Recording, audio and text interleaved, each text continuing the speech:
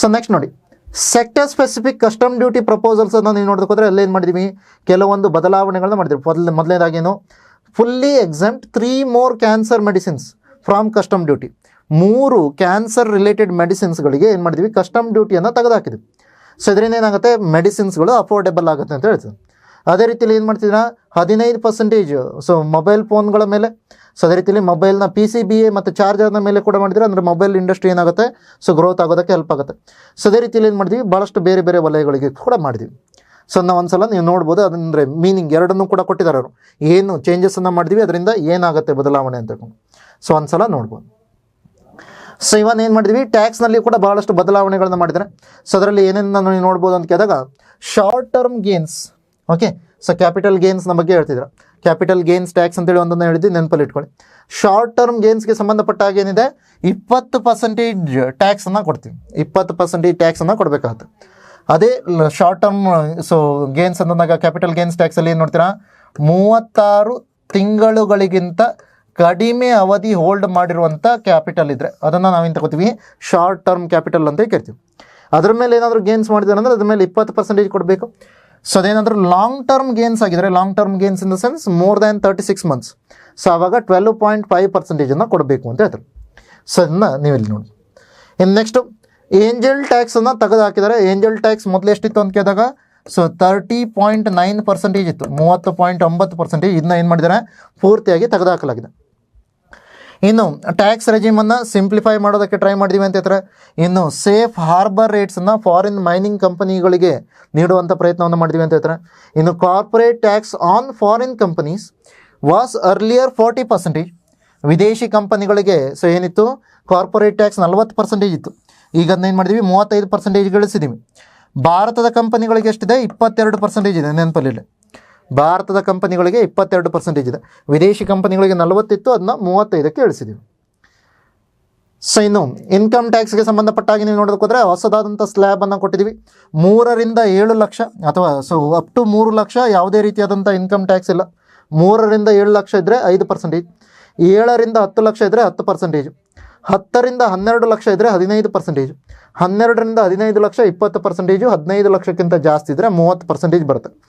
ನಂತರದಲ್ಲಿ ಅದರ ಮೇಲೆ ಮತ್ತೆ ಸರ್ಚಾರ್ಜನ್ನು ಕೂಡ ಹಾಕ್ತಾರೆ. ಸೊ ಅದನ್ನೆಲ್ಲ ನೀವು ನೋಡ್ಬೋದು. Next standard deduction for salaried employed increased from 50,000 to 75,000. Okay, TDS ಏನಾದರೂ ಸ್ಟ್ಯಾಂಡರ್ಡ್ ಡಿಡಕ್ಷನನ್ನು ಮಾಡಬೇಕು ಅಂದರೆ ಮೊದಲು 50,000 ಇತ್ತು, ಅದನ್ನ ಏನು ಮಾಡಿದ್ದಾರೆ, ಈಗ 75,000ಕ್ಕೆ ಏರಿಸಿದ್ದಾರೆ.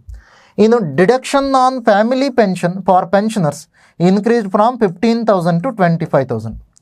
ಸೊ 15,000 ಇದ್ದದ್ದನ್ನು ಈಗ 25,000ಕ್ಕೆ ಏರಿಸಿದ್ದಾರೆ.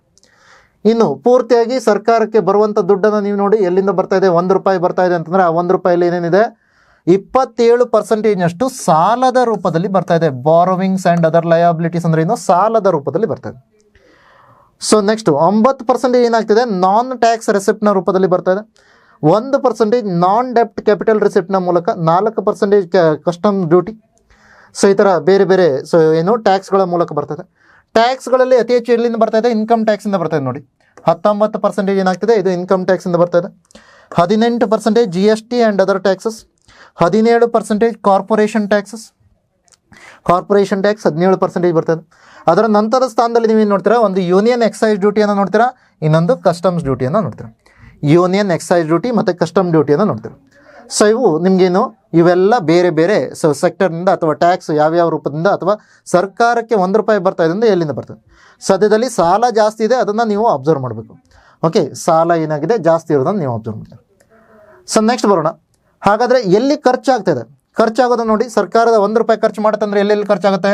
ಸೊ ಫಸ್ಟು 19% ಎಲ್ಲಿ ಖರ್ಚಾಗ್ತಿದೆ, ಇಂಟ್ರೆಸ್ಟ್ ಪೇಮೆಂಟ್ಸಲ್ಲಿ ಖರ್ಚಾಗ್ತಿದೆ. ಸಾಲವನ್ನು ರಿಪೇ ಮಾಡ್ತಾ ಇಲ್ಲ, ಸಾಲದ ಮೇಲೆ ಬಡ್ಡಿಯನ್ನು ಕಟ್ಟೋದಕ್ಕೆ 17% ಹೋಗ್ತಾ ಇದೆ, 19% ಹೋಗ್ತಾ ಇದೆ. ಇನ್ನು ಸೆಂಟ್ರಲ್ ಸೆಕ್ಟರ್ ಸ್ಕೀಮ್ಗಳಲ್ಲಿ 16%. ಸೊ ಮತ್ತೊಂದು ಯಾವ್ದು ಬರುತ್ತೆ, ಸ್ಕೀಮ್ಗಳಿಗೆ ಸಂಬಂಧಪಟ್ಟಾಗಿ ಸೆಂಟ್ರಲಿ ಸ್ಪಾನ್ಸರ್ಡ್ ಸ್ಕೀಮ್ ಕೂಡ ಬರುತ್ತೆ 8%. ಸೊ ಓವರಾಲ್ ಆಗಿ ನೀವೇನಾದರೂ ಕೂಡಿಸ್ತೀರಾ ಅಂದರೆ 24% ಏನಾಗ್ತದೆ ಸ್ಕೀಮ್ಗಳಲ್ಲಿ ಖರ್ಚಾಗ್ತದೆ. ಇನ್ನು ಅದನ್ನು ಬಿಟ್ಟು ಮತ್ತೆ ಯಾವುದರಲ್ಲಿ ಖರ್ಚಾಗ್ತದೆ, state share of taxes and duties, ರಾಜ್ಯಗಳಿಗೆ ಕೊಡುವಂಥ ಟ್ಯಾಕ್ಸ್ ಮತ್ತು ಡ್ಯೂಟಿಗಳಿಗೆ 21% ಹೋಗುತ್ತೆ ಅಂತ ಹೇಳ್ತಾರೆ. ಡಿಫೆನ್ಸ್ಗೆ 8%, ಸಬ್ಸಿಡಿಗೆ 6%, ಫೈನಾನ್ಸ್ ಕಮಿಷನ್ ಮತ್ತು ಅದರ್ ಗ್ರಾಂಟ್ಸ್ಗೆ ಅಥವಾ ಟ್ರಾನ್ಸ್ಫರ್ಸ್ಗೆ 9% ಹೇಳ್ತಾರೆ. ಅದರ್ ಎಕ್ಸ್ಪೆಂಡಿಚರ್ 9%, ಪೆನ್ಷನ್ 4% ಹೋಗ್ತದೆ. ಸೊ ಇದು ₹1 ಸರ್ಕಾರ ಖರ್ಚು ಮಾಡುತ್ತಂದರೆ ಎಲ್ಲೆಲ್ಲಿ ಖರ್ಚಾಗುತ್ತೆ ಅಂತ ಹೇಳ್ತೇವೆ. ₹1 ಸರ್ಕಾರ ಖರ್ಚು ಮಾಡುತ್ತಂದರೆ ಯಾವ ರೀತಿಯಲ್ಲಿ ಖರ್ಚಾಗುತ್ತೆ. ಹಾಗಾದರೆ ಮೇಜರ್ ಐಟಮ್ಸ್ ಅಥವಾ ಮೇಜರ್ ಯಾವ್ಯಾವ ಮಿನಿಸ್ಟ್ರಿಗೆ ಈ ಥರ ದುಡ್ಡನ್ನು ಕೊಡುತ್ತೆ ಅಂತ ಕೇಳಿದಾಗ ಮೊದಲನೇದು ಡಿಫೆನ್ಸ್, ಅರೌಂಡ್ 4,54,000 ಕ್ರೋರ್ ಇದೆ. ರೂರಲ್ ಡೆವಲಪ್ಮೆಂಟ್ ಸೆಕೆಂಡು 2,65,000 ಇದೆ. ಅಗ್ರಿಕಲ್ಚರ್ ಆ್ಯಂಡ್ ಅಲೈಡ್ ಆ್ಯಕ್ಟಿವಿಟೀಸ್ಗೆ 1,51,000 ಇದೆ. ಹೋಮ್ ಅಫೇರ್ಸ್ಗೆ 1,50,000 ಕೊಡ್ತಾ ಇದ್ದೀವಿ. ಎಜುಕೇಷನ್ ಸೆಕ್ಟರ್ಗೆ ಎಜುಕೇಷನ್ ಮಿನಿಸ್ಟ್ರಿಗೆ 1,25,000. IT and telecom 1,16,000. ಸೊ ಈ ಥರ ಭಾಳಷ್ಟಿದೆ. ಅಟ್ಲೀಸ್ಟ್ ನಿಮ್ಗೇನು ಗೊತ್ತಿರಬೇಕು, ಮೊದಲ 3 ಗೊತ್ತಿರಬೇಕು, ಡಿಫೆನ್ಸ್, ರೂರಲ್ ಡೆವಲಪ್ಮೆಂಟ್ ಮತ್ತು ಅಗ್ರಿಕಲ್ಚರ್. ಓಕೆ, ಸೊ ಅವುಗಳಿಗೆ ಸಂಬಂಧಪಟ್ಟಂಥ ಖರ್ಚುಗಳು ನೆನಪಲ್ಲಿ. ಇನ್ನು ಮೇಜರ್ ಸ್ಕೀಮ್ಗಳನ್ನು ನೀವು ನೋಡ್ತೀರಾ ಅಂದರೆ ನರೇಗಾ ಒಂದನ್ನು ನೋಡ್ತೀರಾ, MG NREGA, Mahatma Gandhi national rural employment guarantee act. So ಇದರಲ್ಲಿ 60,000 ಕೋಟಿಯನ್ನು ಖರ್ಚು ಮಾಡ್ತಿದ್ವಿ. ಈಗ ಏನು ಮಾಡಿದ್ವಿ, ಅದನ್ನ 86,000 ಕೋಟಿಯನ್ನು ಮಾಡಿದ್ವಿ. ರಿಸರ್ಚ್ ಆ್ಯಂಡ್ ಡೆವಲಪ್ಮೆಂಟಲ್ಲಿ ಕೂಡ ಇನ್ಕ್ರೀಸ್ ಆಗಿರೋ ನೋಡ್ತೀರಾ, 840 crores to 1,200. ನ್ಯೂಕ್ಲಿಯರ್ ಪವರ್ ಪ್ರಾಜೆಕ್ಟ್ಸಲ್ಲಿ ಕೂಡ ಇನ್ಕ್ರೀಸ್ ಆಗಿರೋದು ನೋಡ್ತೀರಾ. ಸೊ ಅರೌಂಡ್ ಏನಾಗಿದೆ 5 times ಇನ್ಕ್ರೀಸ್ ಆಗಿರೋದು ನೋಡ್ತೀರಾ ನ್ಯೂಕ್ಲಿಯರ್ ಪವರ್ ಪ್ರಾಜೆಕ್ಟ್ಸಲ್ಲಿ. PLI ಫಾರ್ಮಾಸ್ಯೂಟಿಕಲ್ ಇಂಡಸ್ಟ್ರಿಗೂ ಕೂಡ ಜಾಸ್ತಿಯಾಗಿ ಕೊಡ್ತಾ ಇರೋದು ನೋಡ್ತೀರಾ. Development of semi conductors and display manufacturing ಆಗಿರ್ಬೋದು, ಸೋಲಾರ್ ಪವರ್ ಗೆ ಸಂಬಂಧಪಟ್ಟಾಗಿರ್ಬೋದು, ಅಥವಾ ಡೈರೆಕ್ಟ್ ಬೆನಿಫಿಟ್ ಟ್ರಾನ್ಸ್ಫರ್ LPGಯಲ್ಲಿ ನೀಡ್ತಾ ಇರೋದಾಗಿರ್ಬೋದು. ಅದೇ ರೀತಿಯಲ್ಲಿ lines of credit under idea scheme ಆಗಿರ್ಬೋದು. ಸೊ ಈ ಥರದ್ದೆಲ್ಲ ಮೇಜರ್ ಆದಂಥ ಸರ್ಕಾರದ ಬೇರೆ ಬೇರೆ ಯೋಜನೆಗಳು, ಹೆಚ್ಚಾಗಿ ಸರ್ಕಾರ ಖರ್ಚು ಮಾಡ್ತಿರುವಂಥ ಯೋಜನೆಗಳು. ಇನ್ನು ನೆಕ್ಸ್ಟ್ ಬರೋಣ, ರೆವೆನ್ಯೂ ರಿಸಿಪ್ಟ್ಸನ್ನು ನೋಡ್ತಾ ಹೋಗಿ. ರೆವೆನ್ಯೂ ರಿಸಿಪ್ಟ್ಸ್ ಏನಾಗ್ತಿದೆ, lakh crores ನೀವೇನಾದರೂ ನೋಡ್ತೀರಾ ಅಂದರೆ ಇನ್ಕ್ರೀಸಿಂಗ್ ಟ್ರೆಂಡನ್ನು ನೋಡ್ತಿದ್ದೀರಾ. ಕ್ಯಾಪಿಟಲ್ ರಿಸಿಪ್ಟ್ ಏನಾಗಿತ್ತು, ಜಾಸ್ತಿ ಆಗಿತ್ತು, ಮತ್ತು ಸ್ವಲ್ಪ ಏನಾಗ್ತಿದೆ, ಕಡಿಮೆ ಆಗ್ತಿರುವಂಥ ಟ್ರೆಂಡನ್ನು ನೀವು ನೋಡ್ತೀರಾ. ಎಕ್ಸ್ಪೆಂಡಿಚರ್ನ ಒಳಗಡೆ ನೀವು ನೋಡೋದಕ್ಕೋದ್ರೆ ಏನಾಗಿದೆ, ರೆವೆನ್ಯೂ ಎಕ್ಸ್ಪೆಂಡಿಚರ್ ಇನ್ಕ್ರೀಸ್ ಆಗ್ತಿರೋದು ನೋಡ್ತೀರಾ. ಇಲ್ಲಿ ಕಂಪ್ಯಾರಿಸನ್ ಮಾಡಬೇಕು. ರೆವೆನ್ಯೂ ರಿಸಿಪ್ಟ್ ಎಷ್ಟಿದೆ, ಅರೌಂಡ್ 31.3 ಇದ್ರೆ. ಸೊ ರೆವೆನ್ಯೂ ಎಕ್ಸ್ಪೆಂಡಿಚರ್ ಏನಿದೆ 37.1 lakh crores ಇದೆ. ಹೌದಾ, ಎರಡರಲ್ಲಿ ಯಾವ್ದು ಜಾಸ್ತಿ ಇದೆ, ರೆವೆನ್ಯೂ ರಿಸಿಪ್ಟ್ ಜಾಸ್ತಿನಾ, ರೆವೆನ್ಯೂ ಎಕ್ಸ್ಪೆಂಡಿಚರ್ ಜಾಸ್ತಿನಾ? ರೆವೆನ್ಯೂ ಎಕ್ಸ್ಪೆಂಡಿಚರ್ ಜಾಸ್ತಿ ಇದೆ, ಹೌದಲ್ಲ. ರೆವೆನ್ಯೂ ಎಕ್ಸ್ಪೆಂಡಿಚರ್ ಜಾಸ್ತಿ, ರೆವೆನ್ಯೂ ರಿಸಿಪ್ಟ್ ಕಡಿಮೆ. ಕ್ಯಾಪಿಟಲ್ ಎಕ್ಸ್ಪೆಂಡಿಚರ್ ಮತ್ತು ಕ್ಯಾಪಿಟಲ್ ರಿಸಿಪ್ಟ್ನ ಒಳಗಡೆ ನೋಡಿ. ಸೊ ಅರೌಂಡ್ 15 lakh crores ಇದೆ. ಸೊ ಇಲ್ಲೇನಿದೆ 16.9. ಆದರೆ ಇಲ್ಲಿ ಕೊಟ್ಟಿರೋದೇನು, effective capital expenditure. Effective capital expenditure ಅಂತ ಕೊಟ್ಟಾಗ ಕ್ಯಾಪಿಟಲ್ ರಿಸಿಪ್ಟ್ಗಿಂತ ಕಡಿಮೆ ಇರುತ್ತೆ. ಆದರೆ ಡೈರೆಕ್ಟಾಗಿ ಕ್ಯಾಪಿಟಲ್ ಎಕ್ಸ್ಪೆಂಡಿಚರನ್ನು ಕೊಟ್ಟಾಗ ಕ್ಯಾಪಿಟಲ್ ಎಕ್ಸ್ಪೆಂಡಿಚರ್ ಏನಿದೆ ಇದು ಕ್ಯಾಪಿಟಲ್ ರಿಸಿಪ್ಟ್ಗಿಂತ ಜಾಸ್ತಿ ಇದೆ. ಸಾರಿ, ಸೊ ಇಲ್ಲೇನಾಗುತ್ತೆ, 1 minute. ಸೊ ಇದನ್ನು ನೋಡಿ, ಕ್ಯಾಪಿಟಲ್ ರಿಸಿಪ್ಟ್ ಏನಿರುತ್ತೆ ಇದು ಜಾಸ್ತಿ ಇರುತ್ತೆ, ಕ್ಯಾಪಿಟಲ್ ಎಕ್ಸ್ಪೆಂಡಿಚರ್ ಕಡಿಮೆ. ಯಾಕೆ ಅಂತ ಹೇಳ್ತೀನಿ. ಕ್ಯಾಪಿಟಲ್ ರಿಸಿಪ್ಟ್ ಯಾಕೆ ಜಾಸ್ತಿ, ಕ್ಯಾಪಿಟಲ್ ಎಕ್ಸ್ಪೆಂಡಿಚರ್ ಯಾಕೆ ಕಡಿಮೆ ಅಂತ ಕೇಳಿದಾಗ ಸಾಲದ ಪ್ರಮಾಣ ಜಾಸ್ತಿ ಇದೆ. ಇಲ್ಲಿ ನೀವು ಎಕ್ಸ್ಟ್ರಾ ದುಡ್ಡನ್ನು ಖರ್ಚು ಮಾಡಬೇಕು ಬಂದಿರೋ ರಿಸಿಪ್ಟ್ಗಿಂತ ಅಂತಂದಾಗ ನೀವೇನು ಮಾಡಬೇಕು, ಅಲ್ಲಿ ಸಾಲ ಜಾಸ್ತಿ ತಗೋಬೇಕು. ಆ ಕಾರಣಕ್ಕಾಗಿ ಸಾಲ ಜಾಸ್ತಿ ಇರೋದ್ರಿಂದಾಗಿ ಕ್ಯಾಪಿಟಲ್ ರಿಸಿಪ್ಟ್ ಜಾಸ್ತಿ, ಕ್ಯಾಪಿಟಲ್ ಎಕ್ಸ್ಪೆಂಡಿಚರ್ ಕಡಿಮೆ. ಸೊ ಅದು ನೆನಪಲ್ಲಿ. ಸೊ ನೆಕ್ಸ್ಟ್ ಬರೋಣ, ಅದನ್ನು ನೀವೇನಾದರೂ ನಂಬರ್ಸಲ್ಲಿ ನೋಡ್ತೀರ ಅಂದರೆ ನಂಬರ್ಸನ್ನು ಇಲ್ಲಿ ನೋಡ್ಬೋದು. ರೆವೆನ್ಯೂ ರಿಸಿಪ್ಟ್ ಎಷ್ಟಿದೆ. ಸೊ ಇದನ್ನು ನಾವೇನಾದರೂ 24-25 ಬಜೆಟನ್ನು ನೋಡ್ತೀರಾ ಅಂತಂದರೆ 3,12,000 ಸೊ ಎಷ್ಟಿದೆ, 31,29,000 ಕೋಟಿ ಇರೋದನ್ನು ನೋಡ್ತೀರಾ. ಕ್ಯಾಪಿಟಲ್ ರಿಸಿಪ್ಟ್ ಎಷ್ಟಿದೆ, ಸೊ ಇದು ಅರೌಂಡ್ 16,91,000 ಕೋಟಿ ಇರೋದನ್ನು ನೋಡ್ತೀರಾ. ಸೊ ಆಲ್ಮೋಸ್ಟ್ ಅರ್ಧದಷ್ಟಿದೆ ರೆವೆನ್ಯೂ ರಿಸಿಪ್ಟ್ಗೆ ಕಂಪೇರ್ ಮಾಡಿದ್ರೆ ಭಾಳ ಕಡಿಮೆ ಅಂತ ನೋಡ್ತೀರಾ. ಸೊ ಇನ್ನು ಟೋಟಲ್ ಎಕ್ಸ್ಪೆಂಡಿಚರನ್ನು ನೋಡಿದ್ವಿ, ಅದರ ಜೊತೆಯಲ್ಲಿ ಇಲ್ಲೇನಾದರೂ ರೆವೆನ್ಯೂ ಎಕ್ಸ್ಪೆಂಡಿಚರನ್ನು ನೀವು ನೋಡ್ತೀರಾ ಅಂದರೆ ಸೊ ಇದರಿಂದ 37 ಲಕ್ಷ ಕೋಟಿ ಇದೆ. 31 ಲಕ್ಷ ಕೋಟಿ, ಇದು 37 ಲಕ್ಷ ಕೋಟಿ. ಸೊ ಅದೇ ರೀತಿಯಲ್ಲಿ ನೀವೇನಾದರೂ ಕ್ಯಾಪಿಟಲ್ ಎಕ್ಸ್ಪೆಂಡಿಚರನ್ನು ನೋಡೋದಕ್ಕೆ ಹೋದರೆ, ಓಕೆ, ಕ್ಯಾಪಿಟಲ್ ಅಕೌಂಟನ್ನು ಅಥವಾ ಕ್ಯಾಪಿಟಲ್ ಎಕ್ಸ್ಪೆಂಡಿಚರನ್ನು ನೋಡೋದಕ್ಕೆ ಹೋದರೆ ಏನಿದೆ, ಸೊ ಇದು 11,11,111 ಕೋಟಿ ಇದೆ. ಸೊ ಅದೇನಾಗುತ್ತೆ, ನೀವೇನಾದರೂ ಇದನ್ನು ಕಂಪೇರ್ ಮಾಡ್ತೀರಾ ಅಂತಂದರೆ ಕ್ಯಾಪಿಟಲ್ ರಿಸಿಪ್ಟನ್ನು ಕಂಪೇರ್ ಮಾಡಿದ್ರೆ ಕ್ಯಾಪಿಟಲ್ ರಿಸಿಪ್ಟ್ಗೆ ಕಂಪೇರ್ ಮಾಡಿದಾಗ ಕಡಿಮೆ ಇರೋದನ್ನು ನೋಡ್ತೀರಾ, ಕ್ಯಾಪಿಟಲ್ ಎಕ್ಸ್ಪೆಂಡಿಚರ್ ಕಡಿಮೆ ಇದೆ. ಸೊ ಅದರ ಮೇಲೆ ಆಲ್ರೆಡಿ ಕ್ವಶನನ್ನು ಕೇಳಿದರೆ ಅದಕ್ಕಾಗಿ ಹೇಳ್ತೀನಿ. ಸೇಮ್ ವೇ ನೀವೇನು ನೋಡ್ಬೋದು, ಡೆಫಿಸಿಟ್ಸ್ಗಳನ್ನು ಕೂಡ ನೋಡ್ಬೋದು. ರೆವೆನ್ಯೂ ಡೆಫಿಸಿಟ್ ಎಷ್ಟಿದೆ, ಓಕೆ. ಸೊ ಇಲ್ಲಿ ಕೆಳಗಡೆ ಏನು ಕೊಟ್ಟಿದ್ದಾರಲ್ಲ ಇದು GDPಯ ಪರ್ಸೆಂಟೇಜನ್ನು ಕೊಟ್ಟಿದ್ದಾರೆ. ಸೊ ಅದನ್ನು ನೋಡ್ಬೋದು. ಫಿಸ್ಕಲ್ ಡೆಫಿಸಿಟ್ ಏನಾಗಿದೆ 4.9% ಆಗ್ಬೋದು ಅಂತ ಹೇಳಿದರು 24-25ಗೆ. ಸೊ ಇನ್ನೂ ಕೂಡ ನಾವು 3% ಒಳಗಡೆ ಬರೋದಕ್ಕೆ ಟ್ರೈ ಮಾಡಬೇಕು. ರೆವೆನ್ಯೂ ಡೆಫಿಸಿಟ್ ಎಷ್ಟಿದೆ, 1.8% ಇದೆ. FRBM ಆ್ಯಕ್ಟ್ನ ಪ್ರಕಾರ ಏನಿರಬೇಕು, 0%ಗಿಂತ ಕಡಿಮೆ ಅಂದರೆ ಸರ್ಪ್ಲಸ್ ಇರಬೇಕು. ಅದರಲ್ಲಿ ಡೆಫಿಸಿಟ್ ಇದೆ, ಅದನ್ನು ಕೂಡ ನೆನಪಲ್ಲಿಟ್ಕೊಳ್ಳಿ. ಸೊ ಅವೆಲ್ಲ ಮಾಹಿತಿ ಮತ್ತೆ ಸಪ್ರೇಟಾಗಿ ಕೂಡ ನೀವು ಇದರಲ್ಲಿ ನೋಡ್ಬೋದು. ಸೊ ಇನ್ನು ಟ್ರೆಂಡನ್ನು ನೀವು ನೋಡೋದಕ್ಕೋದ್ರೆ 2021 ಸಂದರ್ಭದಲ್ಲಿ ಏನಾಗಿತ್ತು, ಭಾಳ ಜಾಸ್ತಿ ಆಗಿತ್ತು ಡೆಫಿಸಿಟ್. ಇದೇನಾಗ್ತಿದೆ ಈಗ ನಿಧಾನವಾಗಿ ಕಡಿಮೆ ಆಗ್ತಿರುವಂಥ ಟ್ರೆಂಡನ್ನು ನೀವು ಅಬ್ಸರ್ವ್ ಮಾಡ್ಬೋದು. ನಿಧಾನವಾಗಿ ಕಡಿಮೆ ಆಗ್ತಿರುವಂಥ ಟ್ರೆಂಡನ್ನು ಅಬ್ಸರ್ವ್ ಮಾಡ್ಬೋದು. ಸೊ ಹಾಗಾದರೆ ಈ ಡೆಫಿಸಿಟ್ಸನ್ನು ನಾವು ಹೇಗೆ ಫೈನಾನ್ಸ್ ಮಾಡ್ತಾ ಇದ್ವಿ ಅಂತ ಕೇಳಿದಾಗ, ಸೊ ಹೆಚ್ಚಾಗಿ ನಾವೇನು ಮಾಡ್ತೀವಿ, ಸೆಕ್ಯೂರಿಟೀಸನ್ನು ಸೊ ಇಶ್ಯೂ ಮಾಡಿ ಅದರ ಮೂಲಕ ತಗೊಳ್ಳೋದನ್ನು ನೋಡ್ತೀರಾ. ಶಾರ್ಟ್ ಟರ್ಮ್ ಬಾರೋವಿಂಗ್ಸ್ ಅಥವಾ ಟ್ರೆಜರಿ ಬಿಲ್ಸನ್ನು ಕೊಡ್ತಾ ಇರೋದು ಭಾಳ ಕಡಿಮೆ. ಸೆಕ್ಯೂರಿಟೀಸನ್ನು ಇಶ್ಯೂ ಮಾಡೋದಂದ್ರೆ ನಾರ್ಮಲ್ ಆಗಿ ಏನಿರುತ್ತೆ, ಗವರ್ಮೆಂಟ್ ಸೆಕ್ಯೂರಿಟಿಗಳನ್ನು ಇಶ್ಯೂ ಮಾಡೋದನ್ನು ನೋಡ್ತೀವಿ. ಸೊ ಅದರ ಮೂಲಕ ಜಾಸ್ತಿಯಾಗಿ ಈ ಥರ ತಗೋತಿರೋದು ನೋಡ್ತೀವಿ. ಇನ್ನು ಟ್ಯಾಕ್ಸ್ ರಿಸಿಪ್ಟನ್ನು ನಾವೇನಾದರೂ ನೋಡ್ತೀವಿ ಅಂತಂದರೆ, ಟ್ಯಾಕ್ಸ್ ರಿಸಿಪ್ಟ್ನ ಒಳಗಡೆ ಕೂಡ ನಿಮಗೆ ನೋಡ್ಬೋದು. ಸೊ ಯಾವ ರೀತಿಯಲ್ಲಿ ಬದಲಾವಣೆ ಆಗಿದೆ, ಇಂಡೈರೆಕ್ಟ್ ಟ್ಯಾಕ್ಸ್ನಲ್ಲಿ ಯಾವ ರೀತಿಯ ಬದಲಾವಣೆ ಆಗಿದೆ, ಡೈರೆಕ್ಟ್ ಟ್ಯಾಕ್ಸಲ್ಲಿ ಯಾವ ರೀತಿಯ ಬದಲಾವಣೆ ಆಗಿದೆ. ಟೋಟಲ್ GDPಯ ಪರ್ಸೆಂಟೇಜಲ್ಲಿ ಅರೌಂಡ್ ಏನಿದೆ 11.8% ಟ್ಯಾಕ್ಸ್ನ ರೂಪದಲ್ಲಿ ಬರ್ತಾ ಇರೋದು ನೋಡ್ತೀವಿ. ಸೊ ಅದನ್ನು ನಾವು ನೋಡ್ಬೋದು. ಇನ್ನು net receipt of the centre, ಯಾವ ರೀತಿಯಲ್ಲಿ ಸೆಂಟ್ರಲ್ ಗೌರ್ಮೆಂಟ್ಗೆ ಈ ಥರ ದುಡ್ಡು ಬರುತ್ತೆ ಅಂತಂದರೆ ಅದನ್ನು ಕೂಡ ನೀವು ನೋಡ್ಬೋದು. ಅತಿ ಹೆಚ್ಚಾಗಿ ಇಲ್ಲಿ ಬರ್ತಾ ಇರೋದೇನು, ಸೆಂಟರ್ಸ್ ಟ್ಯಾಕ್ಸ್ ರೆವೆನ್ಯೂ 25.8 ಬರ್ತದೆ. ನಾನ್ ಟ್ಯಾಕ್ಸ್ ರೆವೆನ್ಯೂದಿಂದ ಬರ್ತಾ ಇರೋದೆಷ್ಟು, ಅರೌಂಡ್ 5.5% ಆದರೆ ನಾನ್ ಡೆಪ್ಟ್ ಕ್ಯಾಪಿಟಲಿಂದ 0.8% ಬರ್ತದೆ. 0.8 ಲಕ್ಷ ಕೋಟಿ ಬರ್ತಾ ಇರೋದು.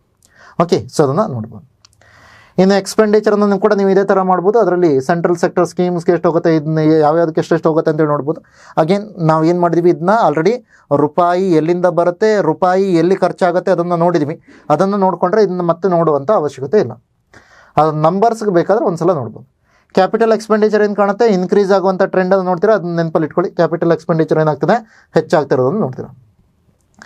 ಇನ್ನು ರಾಜ್ಯ ಸರ್ಕಾರಗಳಿಗೆ ಮತ್ತು ಕೇಂದ್ರಾಡಳಿತ ಪ್ರದೇಶಗಳಿಗೆ ಕೊಡ್ತಾ ಇರೋದನ್ನು ನೀವು ನೋಡೋದಕ್ಕೋದ್ರೆ ಅದು ಕೂಡ ಏನಾಗ್ತದೆ, ಹೆಚ್ಚಾಗ್ತಾ ಇರೋದು ನೋಡ್ತೀರಾ. ಟೋಟಲ್ ಟ್ರಾನ್ಸ್ಫರ್ಸ್ ಅಮೌಂಟಲ್ಲಿ ನೋಡೋದಕ್ಕೋದ್ರೆ ಹೆಚ್ಚಾಗ್ತಾ ಇರೋದು ನೋಡ್ತೀರಾ. ಸೊ ಅದು ಸ್ಟೇಟ್ಸ್ ಮತ್ತು ಯೂನಿಯನ್ ಟೆರಿಟರಿಗೆ ಟ್ರಾನ್ಸ್ಫರ್ ಆಗ್ತಾ ಇರೋದು. ಇನ್ನು ಟೋಟಲ್ ಆಗಿ ಬಜೆಟ್ ಸೈಜನ್ನು ನೀವು ನೋಡೋದಕ್ಕೋದ್ರೆ 48 ಲಕ್ಷ ಕೋಟಿ ರೂಪಾಯಿಗಳು.